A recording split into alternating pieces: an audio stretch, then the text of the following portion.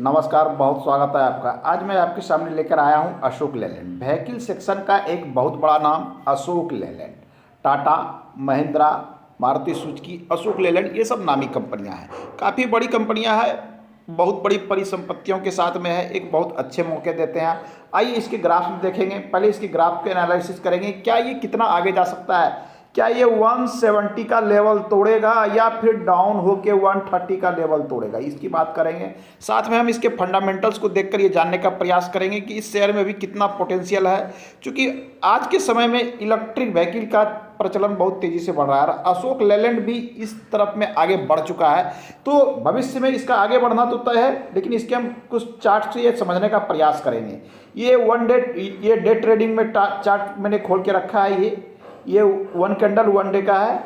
इस चार्ट में हम देखने का प्रयास करेंगे। एक लंबे समय से हम देख रहे हैं कि अशोक लेलैंड करीब करीब एक रेंज में काम कर रहा है। जैसे कि वर्तमान समय में देख रहे हैं कि 145 के आसपास में आज के दिन में ये अशोक लेलैंड कार्य कर रहा है। और इसकी बात करें तो ये भी थोड़ा सा डाउनफॉल चल रहा है। इसके 1-1.5 महीने से ये डाउनफॉल, इसने अभी हाल में इसने हाई बनाया था 168-69 के आसपास में इसने अभी हाई बनाया था, और उसके बाद से ये थोड़ा सा डाउनफॉल आया है। हल्का से ये करेक्शन बोल सकते हैं इसको। ये यहाँ से करेक्शन आया है, आज 146 के आसपास में आ रहा है। लेकिन ये लंबे समय से एक चीज़ देखें कि ये देख लीजिए कि 142 या 140 के नीचे ये नहीं आ रहा है। एक लंबे समय से अपने आप में एक चीज़ है कि 140 के आसपास में एक बड़ा मजबूत जो है सपोर्टिंग जोन बन के आ रहा है। थोड़ी सी हम इस ग्राफ को थोड़ा सा श्रिंक करते हैं तो ये समझ में आएगा कि एक मजबूत जोन कहाँ है, क्या इसमें इन्वेस्ट किया जा सकता है। यहाँ देखिए एक 140 के आसपास, ये देख लीजिए 140 या 142 के आसपास में एक मजबूत सपोर्टिंग जोन दिख रहा है, जो यहाँ से इस लेवल का टूटना करीब करीब सा मुश्किल सा लगता है कि ये लेवल टूटेगा। यदि ये लेवल टूट जाता है तो क्या होगा, ऐसा नहीं कि नहीं टूटेगा, कुछ भी हो सकता है। शेयर मार्केट में अप डाउन चलते रहते हैं, इसलिए मान के चले यदि ये लेवल टूटता है तो इसके नेक्स्ट लेवल जो कि बन के आते हैं वो आपके आते हैं इस जगह के आसपास। इसकी बात करें तो ये 142 के बाद में उसके बाद 130 के आसपास जा सकता है। 120 के पास उससे नीचे गिरने की संभावना बिल्कुल नहीं है। इसके दो मजबूत सपोर्ट लेवल है। पहला मजबूत सपोर्ट लेवल 140 के लगभग से ये नीचे नहीं आएगा। दूसरा 120-30 के बीच में ये रह सकता है। तो यहाँ पर नुकसान के लिए यदि आप देखें तो यहाँ पर आपको 15% नीचे गिर सकता है। लेकिन अब बात करिए बेनिफिट, इसकी पोटेंशियल कहाँ तक है जाने की, तो अभी जैसा कि देखें कि इसने 1.5 महीना पूर्व में 168 का लेवल को टच किया था। आइए जब इसके ग्राफ को हम थोड़ा स्विंग करते हैं तो ये पता चलेगा कि ये अभी कहाँ तक जाने का प्रयास कर सकता है। इसको हम मंथली चार्ट पर लेते हैं। सबसे पहले ये देखिए मंथली चार्ट पे मैंने इस अशोक लेलैंड को ले ले, तो अशोक लेलैंड की बात करें तो ये 2012-13 में लगभग ये जो है 25 रुपीज़ के आसपास में कार्य कर रहा था। लेकिन उसके बाद में इसने एक लंबा छलांग लगाया और 170 के आसपास में ये चला आया, 170 का। लेकिन उसके बाद एक डाउनफॉल लंबा आता है और थोड़ा सा कोरोना का भी समय आया था, जिसके कारण एक लंबा डाउनफॉल आया। ये सिर्फ 40 के आसपास तक ये लेवल आ चुका था। एक अच्छे मौके थे, जिन लोगों को मार्केट की अच्छी समझ थी, अच्छी पकड़ थी, उन लोगों ने एक अच्छा यहाँ पर रिटर्न बना लिया होगा, जिसने 40 के लेवल पर इस पर एंट्री कर ली। अब इसने दोबारा क्या किया कि दोबारा इसने पुनः 170 के आसपास में इसने हाई बना दिया है और अभी थोड़ा सा करेक्शन इसमें दिख रहा है। लेकिन जब हम लॉन्ग टर्म की बात करते हैं तो इसमें लॉन्ग टर्म में आगे बढ़ने की बहुत सारी पोटेंशियल, अभी हम इसकी फंडामेंटल्स को भी देखने का प्रयास करेंगे। ये लॉन्ग टर्म चार्ट की जब भी बात करें तो आपको मंथली चार्ट खोल कर देखना चाहिए। इसमें लॉन्ग टर्म की बात करें तो एक मजबूत जो ये बन के जो आ रहा है कि इतना तो तय दिख रहा है कि ये 100 से नीचे अब जाने की संभावना इसकी नहीं दिख रही है। और ये दूसरा लेवल जो बन के आ रहा है, ये देख लीजिए 140 के आसपास की एक मजबूत लेवल है लॉन्ग टर्म के लिए।